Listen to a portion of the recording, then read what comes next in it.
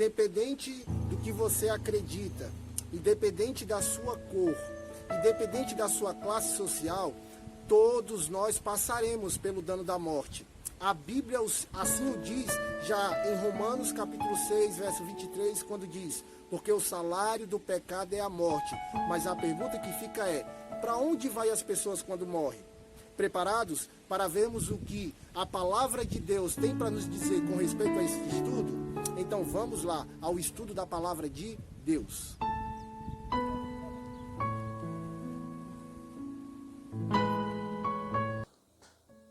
De todos os temas que eu tive a oportunidade de aprender na palavra de Deus, é claro, todos são bem relevantes de fato, mas esse me trouxe dois sentimentos muito fortes, que é o sentimento de libertação e o sentimento de esperança. Como ter libertação e esperança no tema da morte?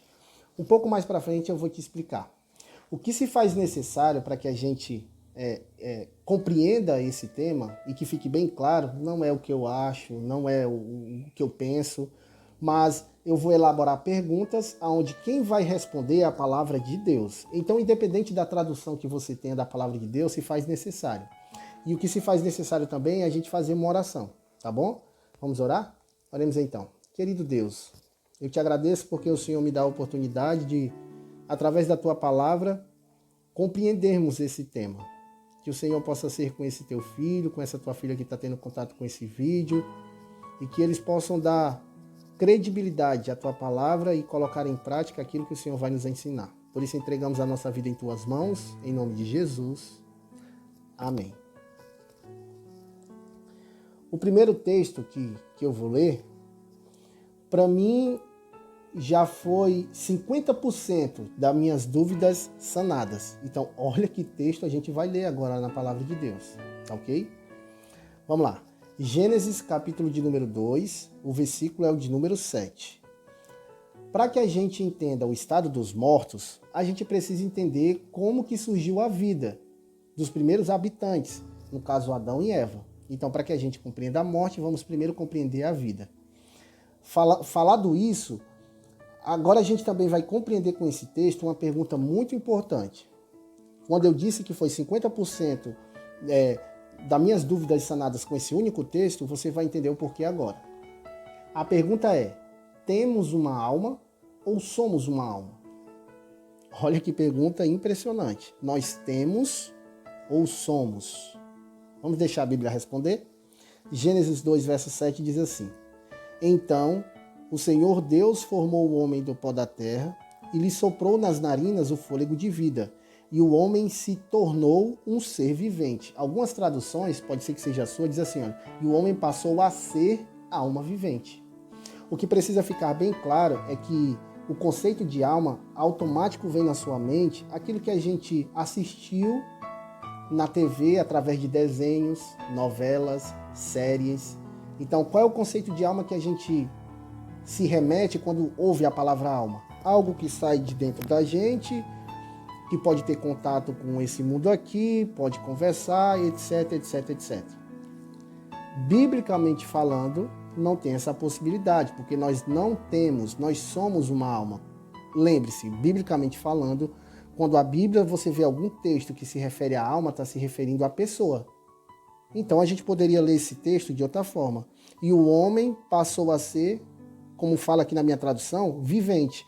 Mas se na sua está dizendo assim, passou a ser alma, você pode colocar, passou a ser uma pessoa viva. Entende? Então o conceito de alma é pessoa. Não o conceito de alma, algo que sai de dentro de você. Aí você pode estar se perguntando, Gleito, mas de onde surgiu isso? Simples, você pode fazer uma pesquisa. Isso é filosofia, isso é qualquer outra coisa menos Bíblia. Estou falando de palavra de Deus, tá ok? E quem está falando isso para você não sou eu. Acabamos de ler o texto. E o homem passou a ser um ser vivente, ou uma alma vivente. Deu para compreender? É mais ou menos assim. Deixa eu dar um exemplo para você.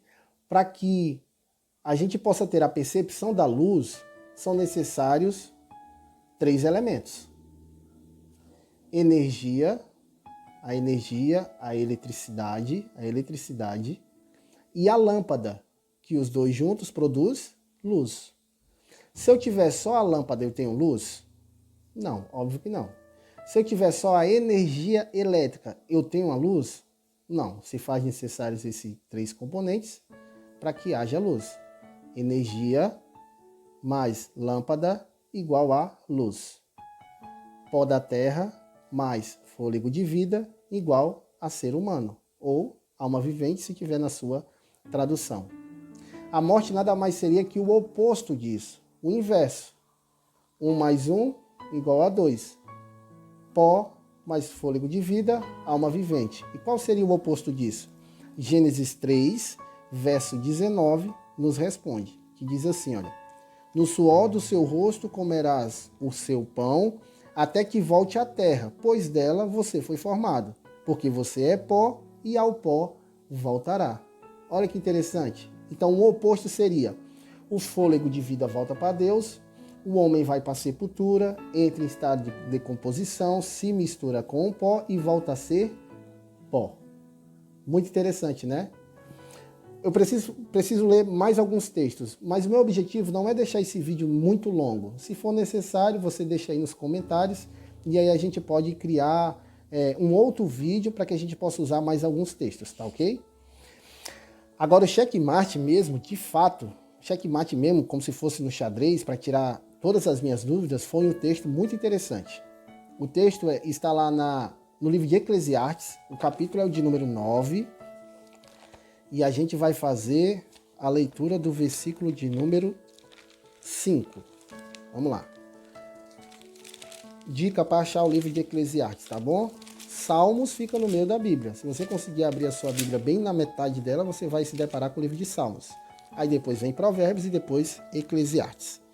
Eclesiastes capítulo 9, verso 5 diz assim: porque os vivos sabem que vão morrer, mas os mortos não sabem de nada, e não tem nenhuma recompensa a receber, porque a sua memória ou a memória deles jaz no esquecimento. Olha que impressionante. Nós vivos sabemos que vamos morrer. Foi o que eu disse no início do vídeo. Independente da sua cor, da sua crença ou da sua classe social, todos nós vamos passar pelo dano da morte. O que estamos tentando compreender é para onde vai a pessoa quando morre. A Bíblia aqui é bem clara. Os vivos sabem que vão morrer, mas os mortos não sabem de coisa nenhuma, porque a sua memória jaz no esquecimento. Então é isso mesmo. A pessoa é sepultada, lá ela fica e a sua memória jaz no esquecimento. Se você perguntasse para mim, Gleito, como que você me daria um exemplo? Eu não vou te dar um exemplo, Jesus vai te dar. Se você depois quiser ler, o relato está em Evangelho de João, o capítulo é o de número 11. Lá vai contar a história de Lázaro, o irmão de Marta e Maria, que veio a falecer. E quando Jesus vai ressuscitá-lo, Jesus tem um diálogo com os discípulos e Jesus diz assim, olha, Lázaro está dormindo. E os discípulos contra-argumentam, dizendo, mas Senhor, se ele está dormindo, não é só despertar. É isso mesmo. Jesus compara a morte como um sono. Não esse sono que a gente tem diário, assim, quando a gente vai dormir, descansar depois de um dia de atividade, que mesmo dormindo, às vezes a gente tem percepção de algumas coisas que estão acontecendo ao nosso redor. Não. O sono que Jesus está falando eu posso dar o exemplo de uma pessoa que tem um sono muito pesado, que dorme e não tem percepção de nada do que está acontecendo, nem barulho, nem nada. É assim. Só que os discípulos, quando contra-argumentaram, aí Jesus teve que ser enfático e dizer, não, Lázaro morreu e eu vou ressuscitá-lo. A morte nada mais é do que isso, um estado de sono profundo, mas sem consciência, lembre-se disso, sem consciência, sem percepção, dormindo um sono bem pesado. Deu para compreender? E isso não sou eu que estou falando. Acabamos de ler na palavra de Deus. Vou repetir. Porque os vivos sabem que vão morrer, mas os mortos não sabem de nada. Não tem nenhuma recompensa a receber, porque a sua memória jaz no esquecimento. E o texto que a gente leu em Gênesis 3, verso 9, foi bem claro. E o homem volta a ser pó. Lembra que o primeiro sentimento que eu falei foi de libertação? Para mim foi uma libertação. Vivi uma vida acreditando plenamente de que existia vida após a morte. Respeito todas as crenças, não estou dizendo aqui algo contra, mas a Bíblia me diz que morto, sua memória jaz no esquecimento. Então, para mim, particularmente para mim, foi uma libertação. E onde que veio a expressão que eu mencionei de esperança? Como que a gente tem esperança na morte? Antes de lermos mais um texto da palavra de Deus para compreendermos, o que eu quero dizer para você, e eu posso estar falando para alguém que, quem sabe, perdeu seu pai, perdeu a sua mãe, perdeu sua filha, perdeu seu filho, seu tio, sua prima, algum parente que você ama, enfim. Tá o vácuo, né? Fica o vácuo, fica a dor, fica a angústia. Eu perdi a minha avó e aí, para mim, foi um baque muito grande, foi uma dor muito grande, entendeu? E aí, como não tinha esse conhecimento da palavra de Deus, ficava aquele vazio, aquela dor e aquela angústia que vai ter sempre. Com o passar do tempo, o que vai acontecer é amenizar, mas a saudade e a dor sempre vai ficar lá, no cantinho do nosso coração. Mas o interessante desse tema é que há uma esperança. Como assim, Gleito? Há sim uma esperança de fato. E não sou eu que estou dizendo, é a palavra de Deus que vai nos dizer. Eu vou ler esse último texto para mostrar para você que há esperança. Abra sua Bíblia. 1 Tessalonicenses, o capítulo é o de número 4. 1 Tessalonicenses, o capítulo é o de número 4. Como ter esperança nesse tema? Simples. Você vai ficar maravilhado. Enquanto eu vou abrindo aqui, eu vou falando aqui para você. Sabe por que dói tanto quando a gente perde uma pessoa que nós amamos?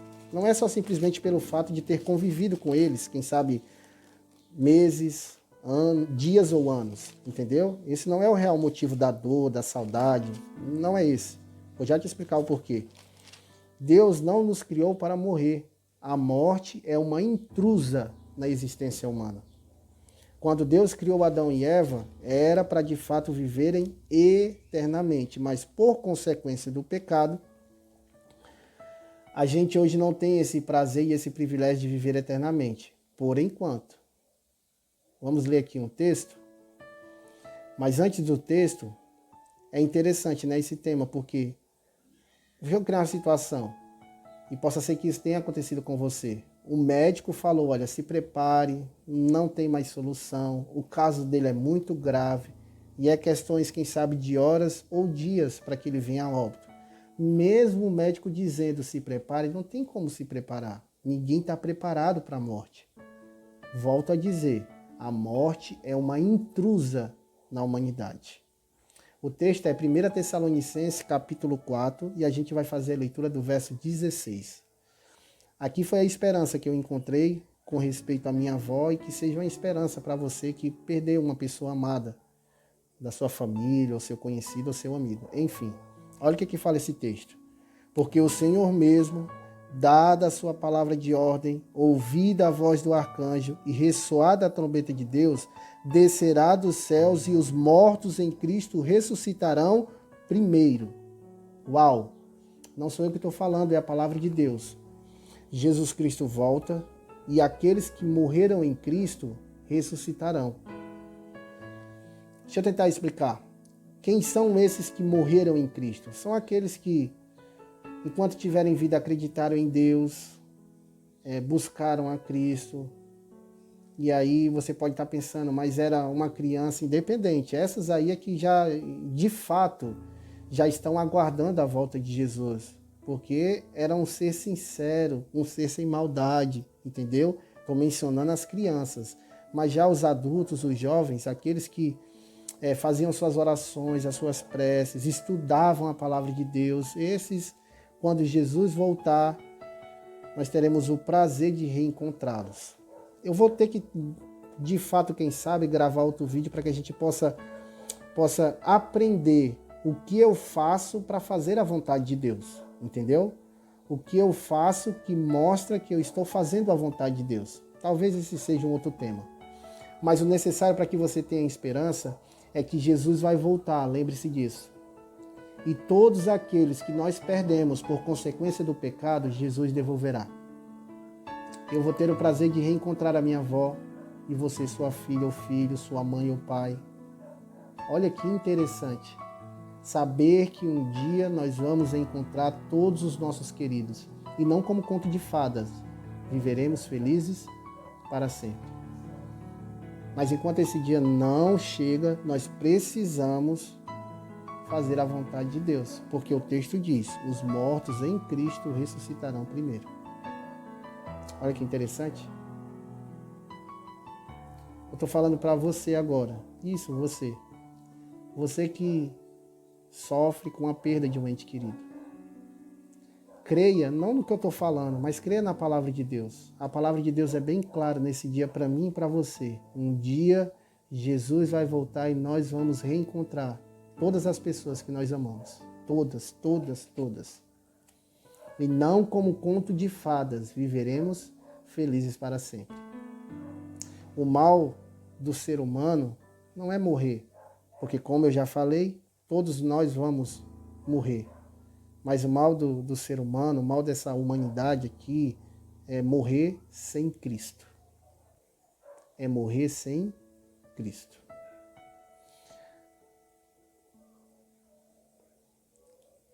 Jesus vai voltar. E um dia reencontraremos todos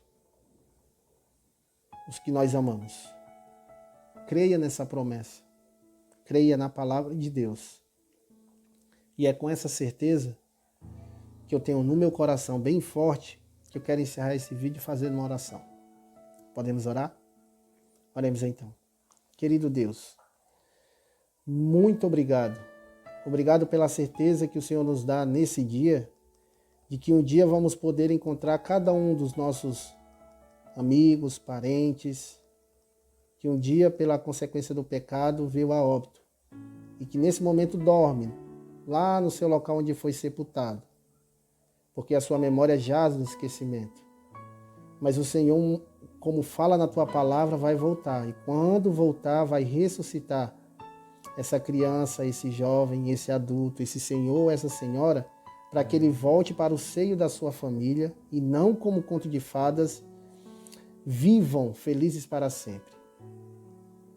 Até que esse dia chegue, que o Senhor possa estar confortando, Pai, nesse momento, os corações daquele que, quem sabe, teve a sua perda tão recente, isso é tão doloroso em seu coração. Que o Senhor possa dar o bálsamo e o refrigério. E a certeza, Pai, de que a Tua palavra é bem clara. E que no tempo não muito distante, o Senhor vai voltar e nós vamos reencontrar os nossos queridos. Até lá, que o Senhor possa nos preparar para esse grande dia. Que nós venhamos ter consciência de que precisamos nos preparar. Por isso entregamos a nossa vida em Tuas mãos, em nome de Jesus.